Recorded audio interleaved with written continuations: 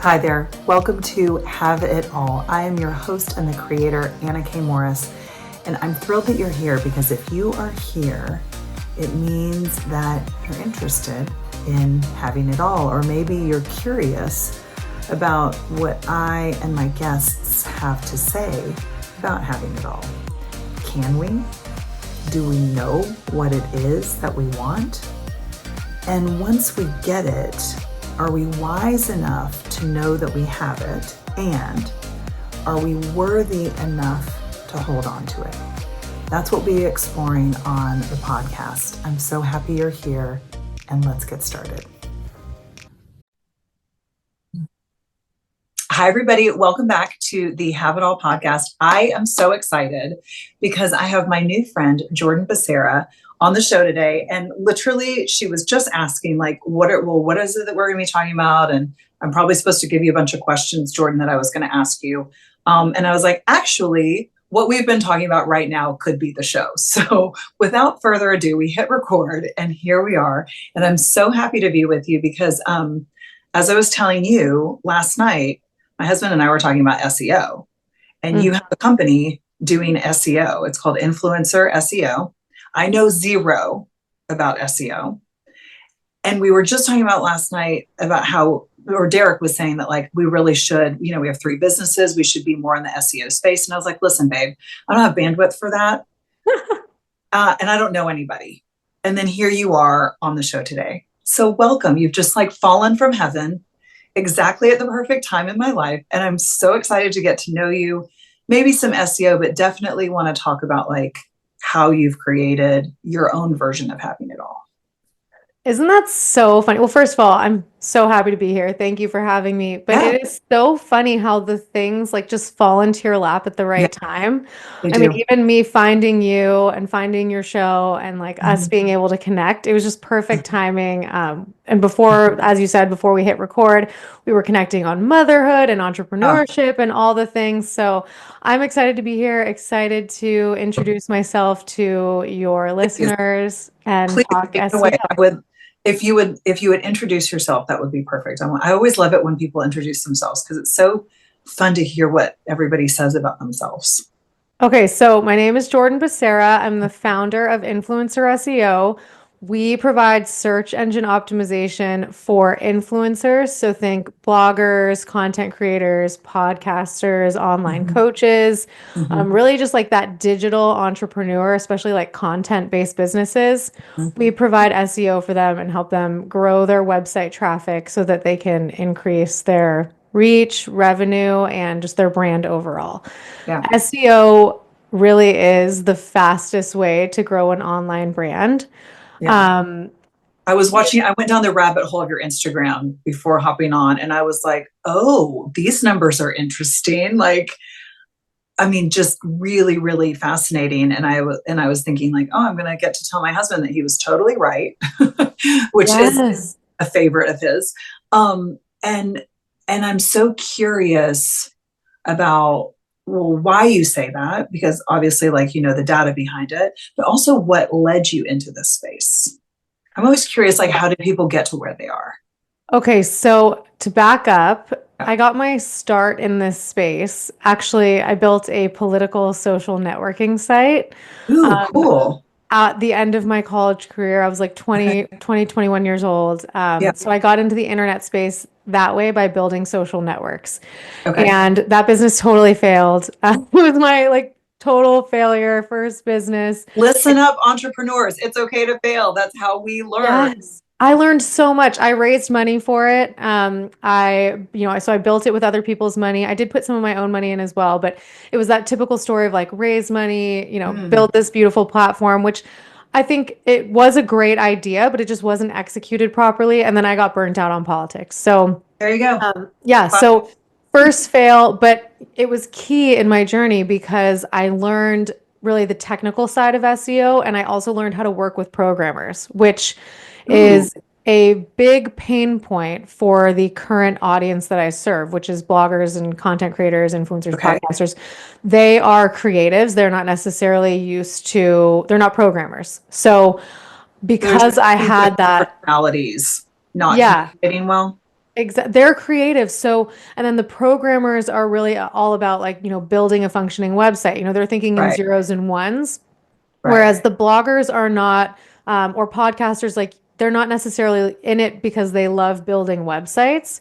It's more that a website is the medium that they deliver what they love to do, which is content creation. So writing, photography, trend setting, showcasing their ideas, sharing stories, things like that. So the thing is in order to have a successful online business, you have to be able to communicate and work with these programmers and be able to build a functioning SEO friendly, high performing site.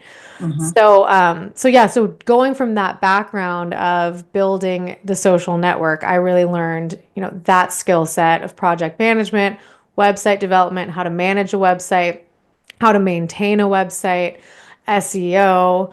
And Mhm. that was my first kind of taste with SEO. But where I really got into it is after that website failed or that business failed, I went and worked for my sister-in-law. She was nice enough to give me a job. Her blog is The Skinny Confidential.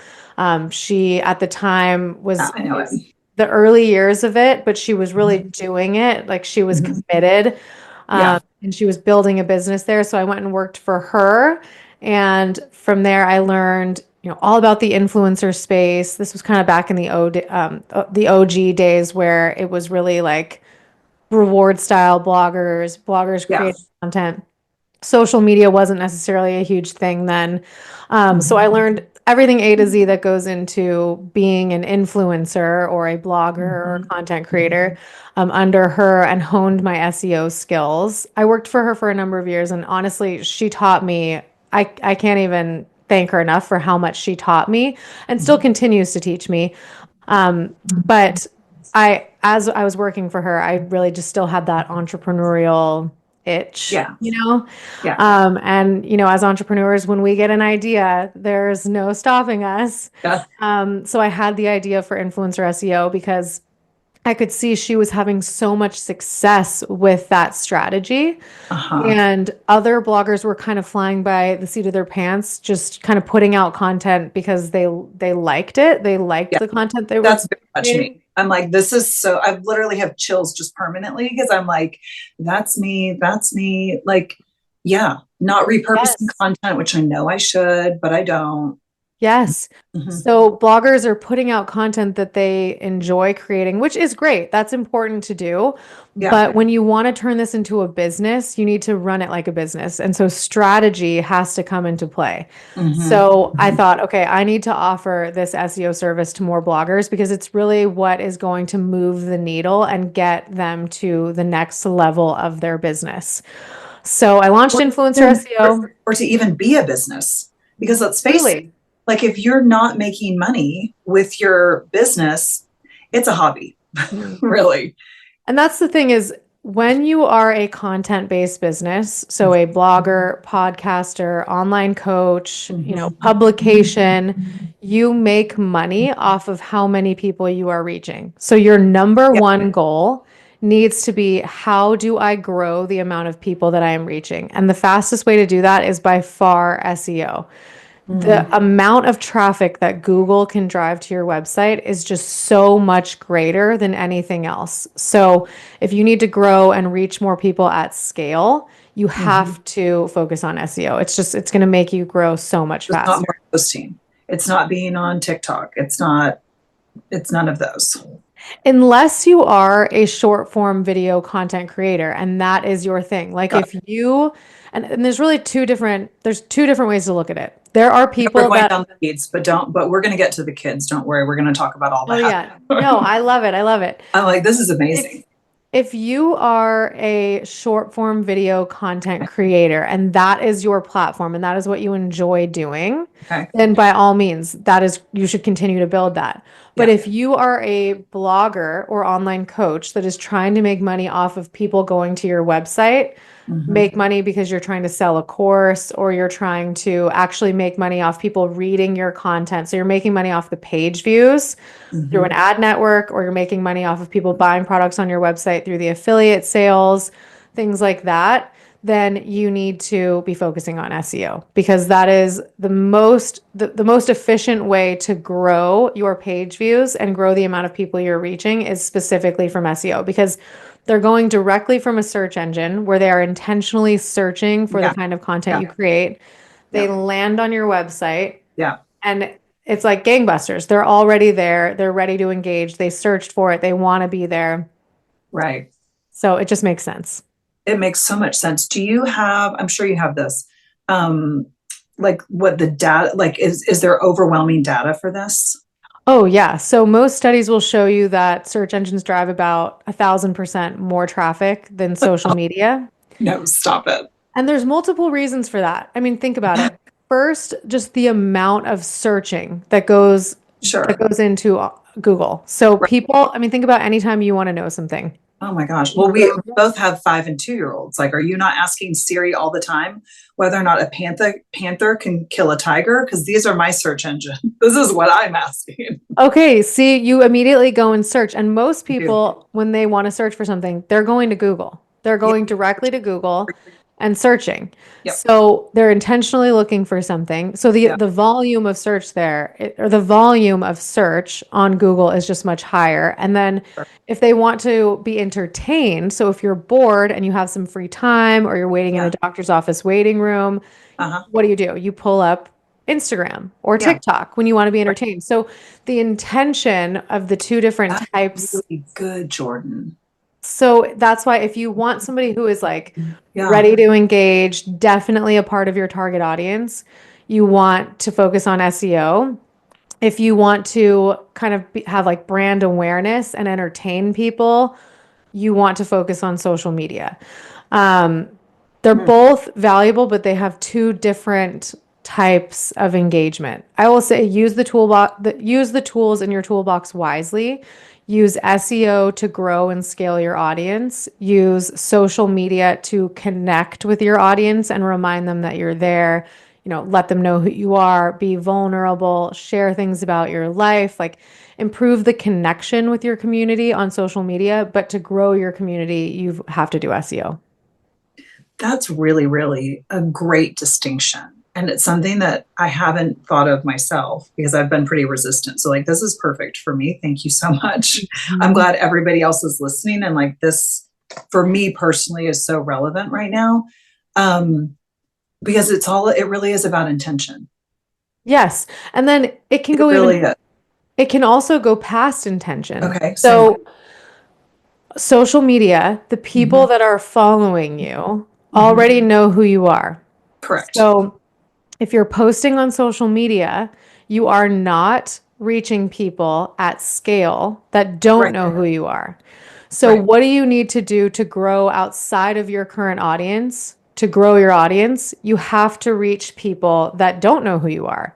Mhm. People searching on Google are not searching for you because they know who you are or searching for the type of content that you create because they know who you are. They're searching because they are just looking for the type of content that you create. Yeah. So they're looking for someone like you or something like the content that you create, but they have Mhm. no idea who you are. So Mhm. they find you because you've created this type of content in the past that they like. So they are your Mhm. target audience and they're Mhm. able to find you. Yeah. So Got it. most of the traffic coming from Google is going to be new first-time visitors, which Mhm. is again how you reach people outside of your current audience, convert them into regular readers. Yeah. You're reaching new people every single month.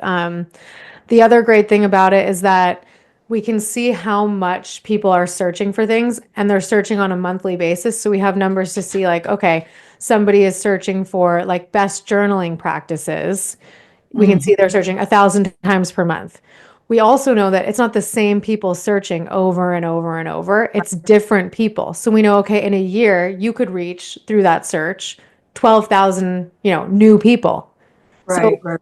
the goal of SEO is to create content that ranks for search terms like that, like best journaling prompts or something, or Mhm. tactics. Yeah. And then you're constantly reaching those people every single month for years to come, and you stack those blog posts up, and you just have this mountain of incoming traffic that you don't have to work for on a daily basis. It's just coming to you through the content that you've created in the past. Got it. Got it. Got it. So what would you say? Because, I have been in the coaching world for 17 years, but really didn't make it my primary business until about 2 years ago. So I've been in a lot of masterminds. I've worked with a lot of different coaches, and I've seen a lot of different things in the last 17 years. And the thing that I want to take, if I'm sitting here listening to the podcast, right? And I'm a content creator, anybody, that you work with, what do you say to the person that isn't sure what their message is, or where even to begin with SEO? Because I'm thinking of like a mastermind that I did last year with somebody who coaches for Marie Forleo. I'm sure you're probably familiar with Marie Forleo and her B School. I've done B School several times, and I think that it's fantastic. But for that person that's kind of figuring out their message, how do you recommend they start to implement SEO, or even does that Yeah. So if your message isn't clear yet, I would say you definitely need to figure out what your message is. And I think that all comes down to your message is going to be based on who your target audience is. So who is your target audience and what are they interested in? You need to know everything A to Z about your target audience. So you need to know what their pain points are. You need to know what their lifestyle is like. You need to know everything about them because they're the person that you're speaking to. So when I am speaking to, for example, our target audience is bloggers, online coaches, podcasters, these content-based businesses. When I'm speaking to them, I know that one of their pain points is working with developers and managing a website. So I'm going to speak to that. I know that one of their pain points is lack of time because content creation takes a long time. So whenever I'm pitching our services, I'm always mentioning how we save you time. I know that one of their pain points is Instagram because Instagram is so stressful for so many content creators because they're constantly trying to create to drive traffic and it doesn't work. So I'm constantly saying like, hey, remember pain point, Instagram, there's a better option. So I think you really have to think about it that way. And then aside from that, I think one of the best things about SEO is it can give you a lot of clues as to what your target audience actually is interested in, because what I wanted to hit on. We're looking at the keywords that they're searching for. So when we work with clients, we ask them like, who do you think your target audience is? And they'll let us know. But then we go and do a very, very deep analysis of like, okay, who is this person? What are they searching for? What other websites are they visiting? And what kind of content are those websites creating that are more successful or have more traffic? But we can see, okay, and I'll just use, your space as an example. Somebody that wants to get into journaling or wants help being more efficient with journaling will be able to see, okay, what prompts are they actually, what topics are they searching for related to journaling? And then we have our clients write those blog posts. So with all of our clients in it's called the Strategize package, the one where we give blog post topics, but we'll give them like batches of 20 topics at a time where we're telling them, okay, these are all the things your target audience is searching for. And you can approve or deny. You can say like, yes, I want to write about this. No, I don't want to write about that or whatever. So it's, yes, this is what your target audience is searching for, but then let's also narrow it down to your target audience is searching for this. And also, is this brand aligned for you, and who you are and what you offer? So I think that can help with SEO, can actually help with your messaging and help you understand your target. That's what I would think. Yeah, I can see it already for myself. I'm like, because I had been really general with coaching. And then only recently I was like, but every single person that I work with, I will teach them how to journal. That's the number one. And that only happened recently. So I just want to say for anybody listening, like that's a journey to get to. And I think that you really have something, Jordan, that can help people to fine tune that and narrow it down even more. I could even see like something for your site or your type of target audience specifically. It might not even be like, maybe you at first you cover all the journaling type topics, but then maybe you start even branching out to reach creating content around like dealing with certain types of issues, like things Yeah, people that's what I'd might be like. struggling with. Yeah, yeah. And then, so maybe they're dealing with, I don't know, getting to the next phase of their business. So Hmm. you have content around that, and you explain how in the post, you explain how journaling can Yep. help with that type of thing. And so your SEO is really meant to be like a funnel. So you're capturing this target Love that. audience that could possibly be interested in what you're creating or what you're selling. And then Hmm. you send them to, your course, your podcast, or whatever. The great thing about blogging businesses is that they actually just make money off of the amount of people that go to their website. So whether they're selling something or not, just having Yeah. people on their website makes them money because they make money off of ad networks, which is just a volume game. So you make money off of ads on your site based on how many people are visiting. And then secondarily, you go to brands and you say, "Hey, I have, Hmm. 50,000 people on my website every month. So Hmm. if Hmm. this is my rate for basically covering your brand or reviewing your brand or Hmm. using it or whatever on my Hmm. platform." Hmm. So are people still blogging? That brings up a really good topic. Yes, they are blogging and they should be blogging. As I said Oh, earlier, blogging with a B, not a V, guys. Like I want to be clear. Like yes. about a regular, like 2008. I don't even know when blogging came out, but I feel like that's around the time. Yeah, I don't know. I don't know, something like that. Like old school blogging. Yes. So, like sitting down with a website, writing written words, throwing a couple pictures in the post, Yeah. publishing the post. And what's funny is I want everyone to think about this because our habits don't reflect our actions sometimes. So, for example, I asked everyone the question earlier of like, when you want to know something, what do? You go to Google. So, why does everyone think that you will make your brand larger on social media? That's Because, so brilliant. Like, I'm literally like, I feel like the podcast is done and we have a lot more to say, obviously. But that right there, if everybody could just get that, yes, it could change your business. exactly. And I mean, I know also, it's going to the change. conversion rate on social media is Uh-huh. like under 1%. So, Yeah. people actually getting to your website from social media is very, very low. Like I said, under 1%. The conversion Wow. rate on SEO traffic is about 14%. I mean, So if you're reaching 1,000 people through your uh-huh. website Uh-huh. versus 1,000 people on Hmm. social media, or I Yeah. mean on, yeah, let's just do it easier. 100 people on social media versus 100 people on through SEO, Yeah. you're going to 14 people from SEO, only one person from This social makes media is going to half of, convert. half of a So, person. yeah, it's exactly. It might even be less. Yeah. Yeah. So at the Amazing. end of the day, it's kind of like, what do you want to invest your time in? Time is so limited. And, Mm, as moms, we know this. Our time I is know. so limited. As entrepreneurs, we know this. Time is so limited. We need to do what is efficient. We need to do the things that actually move the needle. Mm, And spending so much time on creating content that has a lifespan of 24 to 48 hours mhm, is not what moves the needle. What moves the needle is spending time on an or on a blog post, which would mhm, give you value for like 2 to 5 years. mhm, mhm. That makes sense. Because Do you think we do that? how do we create the blog post? Why do we do it? Oh, Why do you see this happen? I think there's a number of reasons. I think that because we are spending so much of our idle time on social media, we feel like it's Right, important. right. Um, and it is important for being entertained. If you're an entertainer, if you're a comedian, if you want to get into acting, if you want to Yeah. be a short form video content creator, like then that is Then, definitely a great platform for you.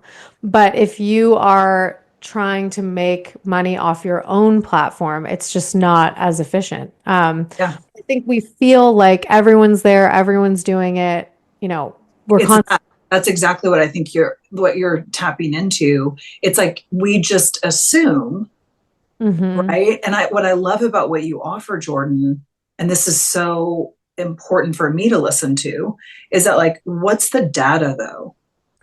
Yeah, so this Huh? is something I dive into constantly. on Same. our Instagram, because this is the battle I feel like I'm always fighting, Yeah. which is just look at your Google Analytics. So on our Instagram, I'm constantly pulling up Google Oh, your Analytics. videos are so good on the Google Analytics. And I'm like, what are Google Analytics? Yes. So that's like how you track how many people are at your website or on your Mhm, website and where mhm, they're coming from. So mhm. I can see everyone that has been to my website, all of my clients' websites, how they got there. So did they go directly there? Did they come through a search engine? Did they come from social media? And if so, which social media platform? Did they come from email? And I can see that on a day-to-day basis, on a monthly basis, a yearly basis.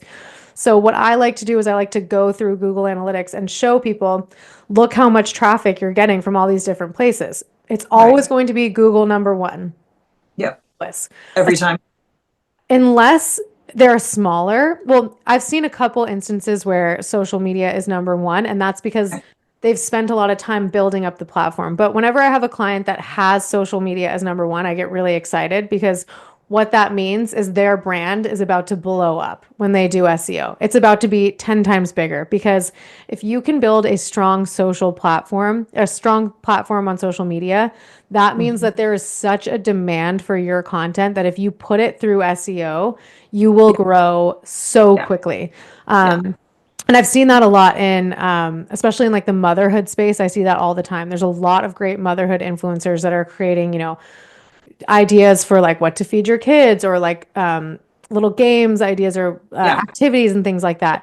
You put that stuff on blog posts with SEO and Pinterest, Mhm, and you mhm, will grow so fast because that's where people are looking for that kind of information is mhm, Pinterest mhm. and through Google. Yeah. Yeah. Okay. I mean, I think this is so exciting.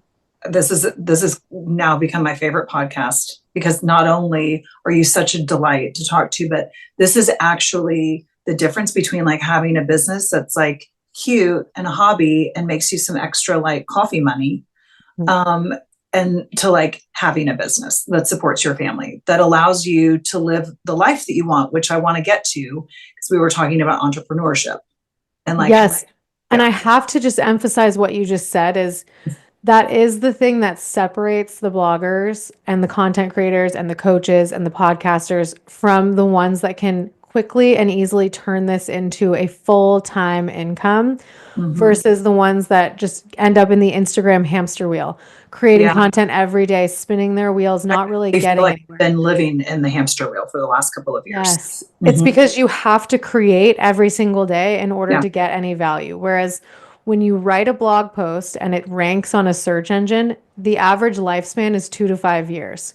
So Amazing. that means you could spend 4 hours on an Instagram post and Mhm. have it drive traffic potentially to your website for a couple of days, or you Mhm. could spend 4 hours on a blog post and Mhm. have it perform for you and bring traffic to your website for 2 to 5 years. So Amazing. when you stack up blog posts like that are working for you, it's like building your own little marketing team that Mhm. is just constantly bringing you traffic and bringing you your target audience. You don't have to go out and like every single day hustle for that on social media. The coach in me can't help but analyze this a little bit deeper and question like, well, why is it that we do that? And I think we're so programmed for busy. We saw it from our moms, right? Mhm. It's like this internal machine that my hope is with what you're sharing is that people pause Mhm. and ask. I know I'm like, oh my gosh, I'm doing that. And why am I doing that? And do I need to do that? And what if it's easy? And how can I Well, make it easier? Say, and I think the the big issue is that we are addicted to instant gratification and mm, we are addicted to the dopamine rush we get when we see the likes and comments and saves. Like we are yeah, so excited when we put something out there and we immediately start getting likes and people are commenting on it, which we're getting that dopamine rush. It yeah, feels like it's working. It's so that true. instant gratification. Yep. But what do likes, comments, and saves actually mean for your business? They don't actually mean anything. Yeah. They are Yeah. not driving traffic to your website. It's like the modern day billboard. Yes, it's great for awareness. People are seeing you. They're on the highway of Instagram driving down and they see your content, they see your face. You're becoming recognizable. But are they actually getting off the freeway and going to your No, place? No. No.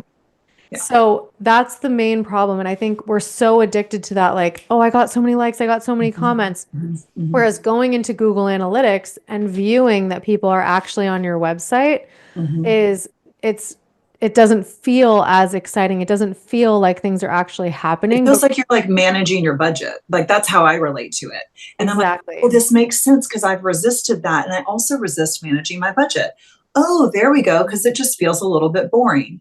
And like But those people on your website are actually way more important than the they people are, who like you're your Instagram. completely correct. Completely. And then you nurture those people and Hmm. lights out. Yeah, and there's even like tools now where you can track people who visited your website. So you can actually see like, okay, you can even track by page. So you could look at Hmm, how hmm, hmm. who exactly, what is their email, their contact information that actually visited my purchase page and then didn't purchase. So Right. you can, and that's like a we can go down that marketing rabbit hole if you want. But sorry, I'm sorry, my dog is scratching my door. My This is both my dogs are snoring underneath me and groaning. So I don't know if people have been hearing that, but like we've oh got my it gosh. outnumbered. Yeah, she's being a little bit rude. That's the joys of working from home. Do you need to Um, now she left. So if she scratches again, I will, let her but in? Yeah. hopefully she's given up. Yeah. Yeah, so now I lost my train of thought. But yes, there's as far as like going back, I was saying that the people on your website are so much more valuable, even if you're not getting that notification. Yeah. There's no notification, hey, someone's on your website, someone's on your website.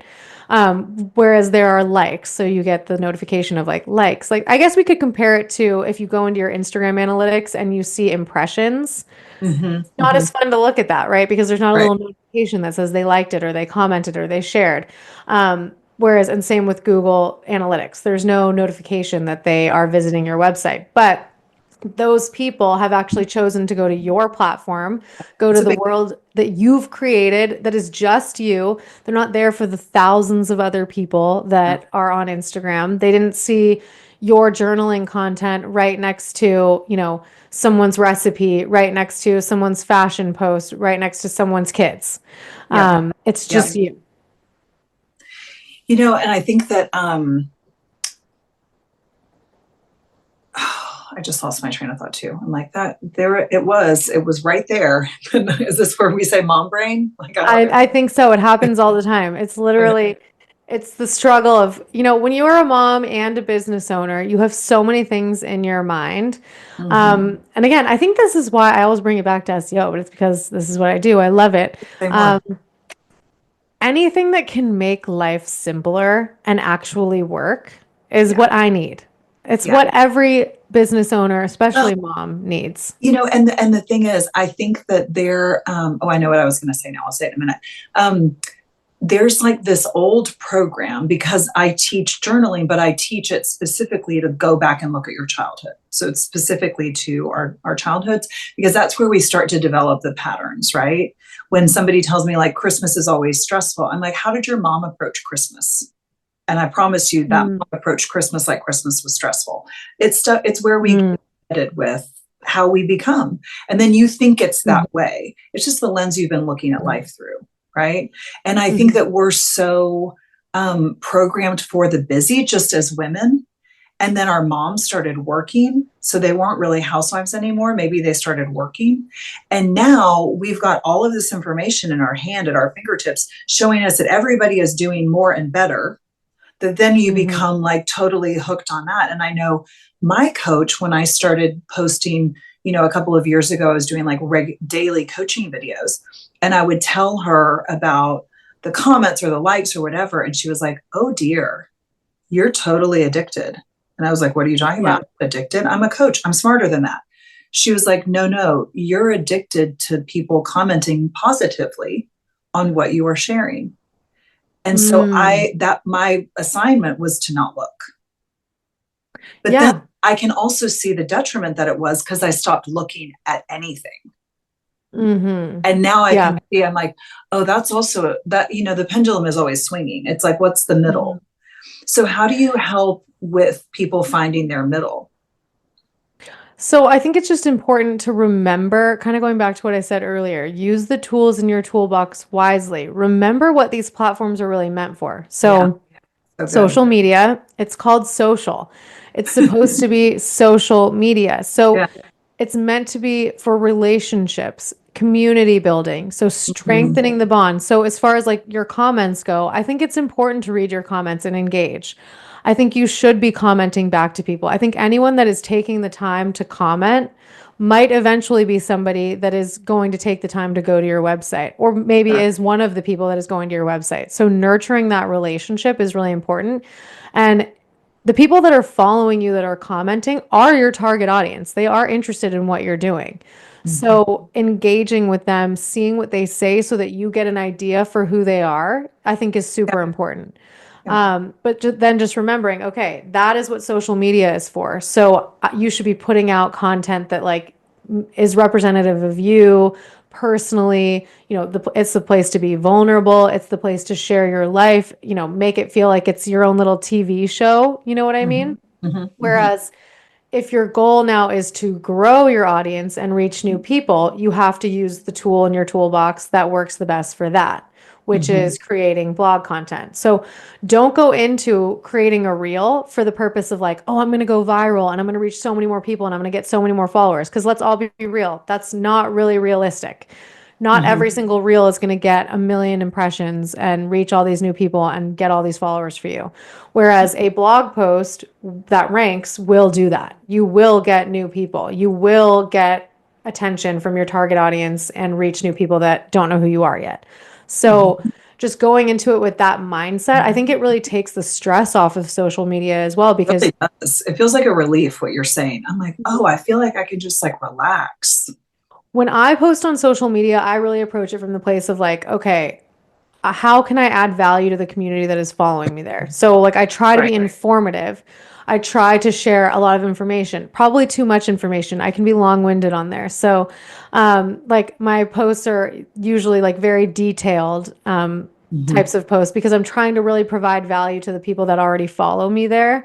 Mhm. But whenever I am trying to get clients, I Mhm. do not necessarily use social media. I use Mhm. SEO. So, and what's funny about this is I post on social media now, but for the first 7 years of my business, I really didn't. I just focused on SEO because my goal was to reach people and get clients at Mhm. scale. So I just blogged and created a ton of content for people that Mhm. are my target audience. So creating content around like how to use WordPress, how to use Canva, Mhm. you know, blog post tips, like what to write about, blog post Mhm. ideas, like all that kind of stuff. Because I know Mhm. bloggers, podcasters, content creators, that's what they're going to be searching for. Mhm. So most of our clients come from SEO. And Yeah. again, it really just, you got to just have the mindset of, okay, am I creating the content to connect with my community or am I creating the content to grow the community? Which one is it? Yeah. Okay. So I want to recap that. So are you creating to connect or creating to grow? Exactly. And they're different. Exactly. Yeah. And the different platforms have their strengths and their weaknesses, and they're more efficient at certain things than others. So just Mhm. going into that with that mindset, Mhm. you'll be more successful, I think, and you'll achieve Mhm. your goals more. And I think it'll be more enjoyable for you because your expectations are managed. I think that's probably the biggest overarching part, right? Because it really is about expectations. Yeah, and I know everyone knows that feeling of when they put so much effort into a post and they post it Mhm. and it's like wah Mhm. wah wah. You Mhm. know? Honestly, it makes me think about dating. Like, I can remember, like, I was in a 4 year relationship at the time.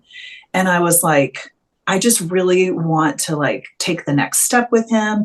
And it wasn't until a friend said to me, well, what would you do if he asked you to marry him? And I was like, oh God, like that actually wouldn't, because I didn't want to marry him, but I wanted to get married. But because I had invested, this is the horrible part, right? But it's true. Because I had invested 4 years, I felt like it had to be him. And Mm, it wasn't at all. And then like I met my husband and I moved in a month later and it was like wham bam, thank you, ma'am. Um, but crazy. but it was because of that investment that I got confused. Yeah, I've I heard that can there's see that. something like that. Like the more time you invest in something, the Uh-huh. harder it is to give up. That's a It real is. thing. That's a real Yeah. human Yeah. nature thing. Yeah. Um, Yeah. So I would say if you feel that way as far as social media goes, you just have to break that pattern. It is. You have to decide that you need to do what actually works. We Mm, need to stop listening to everyone saying that they're going to go like viral if they do trending right. audio, if they do X, Y, or Z, if they delete the stories, if you do a carousel and then a reel. It's too much. It's too much. It's too much. Post what you want to post on social media because you feel called to post it, because you feel like it's going to add value, or Yeah, it's something that you genuinely want to share. If right. you want to create strategic content to grow, go to the place that works for that, that is going to be more efficient at that. I love that. Okay, so you have given, I mean, literally so much practical application of like how to manage expectations and, reframe how you think about social media versus SEO. And I'm curious how you doing that in your work has translated in your personal life of like, the name of the podcast is Have It All. We both are in the thick of like kids. We've Mhm. like being near family, choosing places to raise our kids because it's easy, right? It feels really good. Like, playgrounds are accessible and all of that. And I'm curious, like, how have you created your life so that it's really easy? I don't even know if it can feel that way when our kids are like, like, wait, what would I say to that question? Like, Mhm. no. Yeah. But I'm curious, like, how you've created that in your own personal life because it's a lot to balance. Yeah. So funny enough, I used to be a pretty like unorganized person. Like I didn't Okay. really like structure, so I didn't have like a daily schedule. Yeah, My husband has always been like a systems guy. And yeah. so when I was founding this business, he helped me develop the entire business into systems. Wow. And so Okay. that's how I learned the importance of a system. And I'm Mhm. glad that I did that before I had kids because my business is so organized. Everything, like even the way we deliver our reports to clients, they're on weekly, like they all get a weekly report. They all get the Mhm. same deliverables in every single port. They all, like everything is very systemized. All of our team Mhm. is remote, and they are all systemized as well. So it's like everything Mhm. is super organized. And I think learning all of that really helped me as I became a mother and Mhm. grew the business from just kind of like my freelance hobby situation Yeah. to a real business with 26 team members. I think that helped a lot because now my life is very, very systemized. Yeah. That being said, I really still value the ability to be able to do, and this might sound a little bratty, but I'm just going to be honest. Yeah. I like to be able to do what I want when I want. It's why I like being an We entrepreneur. all do. We I actually don't all want to, yeah, I don't want to have to be in a certain place at a certain time unless it's something that I really want to do. yeah. And so we've really structured, both my husband and I have structured our whole lives in this way. So he owns Mhm. his own business Mhm. and he works from home. I own my own business. I work from home. Mhm. We homeschool our children. No, you don't. We do. We have a teacher that comes, so I can't say Okay. that I'm like the one doing it. No, but they're a But we're a huge part of a part of their education, and we're kind of like in control of it, I would sure. say, Yep. because really the things that we want them to learn or whatever be more emphasized. We're involved in that. We are in charge of the schedule. So I've never been like a wake up and rush out the door person. I like to wake up, go for a walk, Yep. work out. So the whole getting our kids to school thing at 7 a.m., that just sounded crazy to me. So it gives us that flexibility. Uh-huh. But also as a mom, being able to be home, like right now, I can hear my kids playing and having a blast Mhm. downstairs. Mhm. So all day when I'm doing that, I'm there. And I think being an entrepreneur and being in control of your own schedule and your own like working hours, I think for moms especially, it gives you so much freedom. Like I'm just so grateful that I decided to start my own business because I don't know that I could be checking in like for a 9 to 5 and not Yeah. be there for my kids. Yeah. Yeah.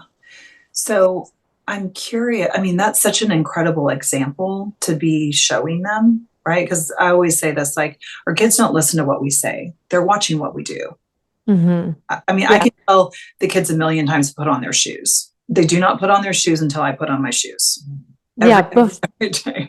Yeah, no, before this interview, they were there with me getting ready. They watched me Mhm. get ready for this.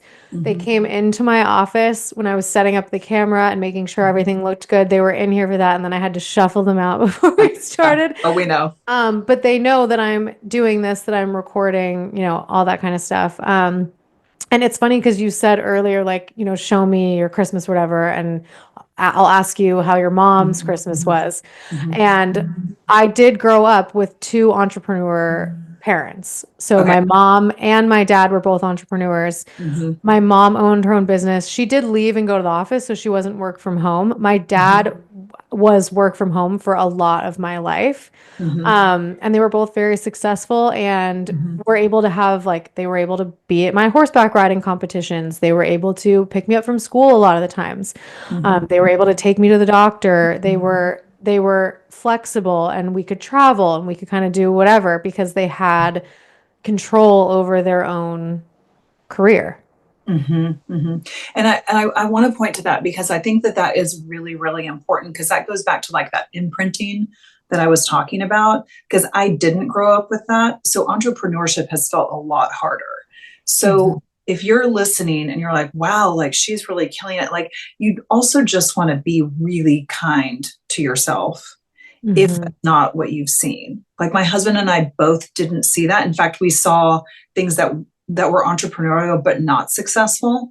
And so Mm. that's been work that we've had to overcome and not make it mean anything about ourselves. We're like, oh, this is just part of entrepreneurship. Yeah, I think well, as I told you guys earlier about my first failure, Yeah. that is going to happen. Yeah. Not everything is going to be a home run. I do though look back and think, well, if I hadn't given up, maybe would have made it work, you know, but I Yeah. didn't want to. I was Yeah. done. I was done with You're that. done. Yeah. So, Yeah. and I think there's always circumstances where maybe, that failure is the only option. But I Yeah. often think sometimes, I don't know if you guys have ever read the book Think and Grow Rich. I think Oh, everyone should read that book. yes. Okay. That's a good In the one. book, they talk about the gold miners who stopped an inch before they hit gold Hmm. and sold the property because they thought it was worthless. But if they had just gone a Hmm. little bit further, Yeah. they would have hit gold. And I Yeah. think even looking back at that past business, yes, it failed, but could I have Look at you dug now. in and made it work? Well, yes, everything happens for a reason, but I still think if I really wanted to, I Yeah. could have pivoted. I could have figured it out. Maybe I could have made it work. I chose not to. Um, Yeah. and that's maybe me being, I don't know if it's being hard on myself or what, but I still think at every turn, you can always figure it out. There's always an option. And you just have to, obviously, I can't have no monetization strategy and it's going to work out. You got to make sure that you're, doing things from an educated perspective and looking at the data, looking at the numbers. Like with bloggers, you can't just post on Instagram all day long and think that it's going to work. You have to figure out what's going to work. And if it's not working, change strategies. Hmm. But with entrepreneurship too, I would say if it is something that you are, I think I see a lot of people that are afraid to take that leap. Hmm. And I think that the best message that I could portray to someone like that as an entrepreneur is that there is no secret sauce. It literally was just, and especially in the beginning, it was just grit and Hmm. asking people, door knocking, essentially, emailing people, hey, can I do your SEO? Hey, can I do your SEO? Hmm. And emailing 10 people a day and not hearing back from any of them. Hmm. And finally getting that first yes, Hmm. and then Hmm. finally getting a second yes, and then a Hmm. third. And then it's now 8 years later, and Hmm. we've worked with over 400 bloggers. And I still email people, hey, you want me to can I do your SEO? I Hmm. still do that. So it just took time and consistency. And I think if you have something to offer of value, you will succeed eventually. Yeah. I think that you bring up such a great point, and it's something that I said to Derek this morning because we both have our own businesses, that are separate, but we work, we help each other with the pieces that we're good at. And I'll never forget, my best friend was wanting to start a dog wash in Charleston, South Carolina. And she was a waitress with a background in retail. And I was like, you just got a dog. Like, what are you even talking about? But she had a Great Dane who they could never find a place big enough to wash. She was like, I just need a place to wash Monty. There's no place to wash Monty. Right. So she found a need that needed to be filled. She needed it. And this, Jordan, it was so painful as her best friend to listen to this experience, because it was like 3 years of her like trying and not getting the business loan and trying. And finally I was like, do you think this is like the 3rd year, like this is hard to listen to, like it must be hard to live. Maybe it's time to just throw in the towel and just like go a different direction. And I'll never forget this. She screamed at me and said, I'm never giving up. Don't ever say that to me again.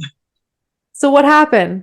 8 years later, she's had her business 8 years, just like you. She's the #1 dog wash and dog groomer in Charleston, South Carolina. That girl charges like $150 a dog. Amazing. She's voted the best in Charleston constantly. She's just moving into her 3rd location. She's like taking out chandeliers, going to open a coffee shop in it. She is killing it. And it was same grit. thing. It was grit.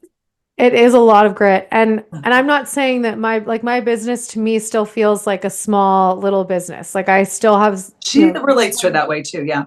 But I think, and anyone listening, if you haven't read the book, Think and Grow Rich, my dad made me read it when I was like 14 years old. That's how big of an entrepreneurial family I come from.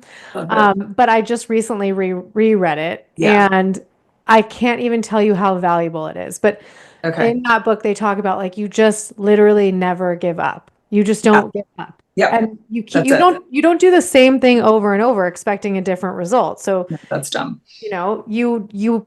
You don't just decide, oh, this one strategy didn't work, or the way I did this didn't work, so now I'm going to give up. You keep going. And I wanted to touch on this one thing, because I feel like as women and as moms, right now is literally the best time to be an entrepreneur, because you can do it with so much flexibility from home. You can start an internet business from home. You can start an Etsy business from home. You can do accounting from home. There's this platform called Upwork where you can literally do any remote skill. There's so many things you can do from home, like, and be in control of your own like time and all that kind of stuff. And there's no barrier. There's like a very low barrier to entry. So using your friend's example of the dog, that was a huge barrier to entry. She had to probably raise money. She had to probably get a loan, the construction of the space, all the licenses, the dealing with the city. There's so many things. With an internet business, you literally just need like a couple $100s sometimes to start it. I started my business not even with a website until I was a full year in. It was just me too. I would have people Venmo me. And just Gmail. Like that's all you need to get started. You just have to do it, and you can make it happen. It just takes consistency and time of reaching out to people or finding your target audience, offering your services. Even if you get a no, sometimes I think a no can be really the best thing when you're starting out, because the follow-up question to a no is, okay, I would love to eventually be able to get a yes. Like, what are the reasons you're saying no? And, take it with a grain of salt, because maybe they're just not the right fit for you generally, but keep getting that information back, and you can improve and get better. And, like Gary Vee always says, I don't know if anyone follows Gary Vee, but I think he's great he says, how many times at bat, if you have 1,000 times at bat versus the person that only has 10, obviously the person with 1,000 times at bat is going to end up looking more successful. And that's just because they have 1,000 times at bat. The numbers are, stacked in their favor. Whereas the person who gave up at 10, it's not enough at bat. Yeah. Oh, that's so good. And I think that really instills like some hope in people, and just to keep going, keep figuring it out. Definitely take a look at influencer SEO, just your website. So the website's influencerseo.com. Yes, influencerseo.com. Our Instagram is just influencer SEO. Yeah. My personal Instagram is Jordan T. Becerra. So if anyone wants to find me there, you're welcome to. It's my personal page is like my kids, and I don't post very often. But you're welcome to see us there, or to see me and my family there. And I post some SEO stuff there as well. Yeah. Yeah. Well, Jordan, this has been such a gift. Thank you. Thank you. Thank you. I am still laughing that last night in the kitchen, we were talking about SEO and I had no idea. I had not prepped for this yet and was like, I just know that I really like Jillian and she recommended Jordan and this all sounds great. And I'm a yes. And then to find out that this is your specialty was such a gift. So thank you 1 million times. Yay, I'm so glad. Thank you so much for having me on. And I truly hope that everyone listening got some sort of value out of this. And yeah. Everything will be in the notes, the books, all the recommendations that you've said. So thank you, everybody. And we will see you next time on Have It All. Thank you. Thank you so much for being here. It is an honor and a privilege to have this conversation with you as we expand in the world. What is it that we want? Do we believe that we can have it all? I hope this episode gave you some insights and some things to think about, and most importantly, some actions to go and take in your own life. If one of those actions is reaching out to me, I'm so thrilled and honored. You can always find me on my website, annakmorris.com. You can always send me an email, hello@annakmorris.com. DM, texting, if you have my number, any of that is great too. And I would love to be in touch with you and help you have it all. I love you and thank you so much for being here.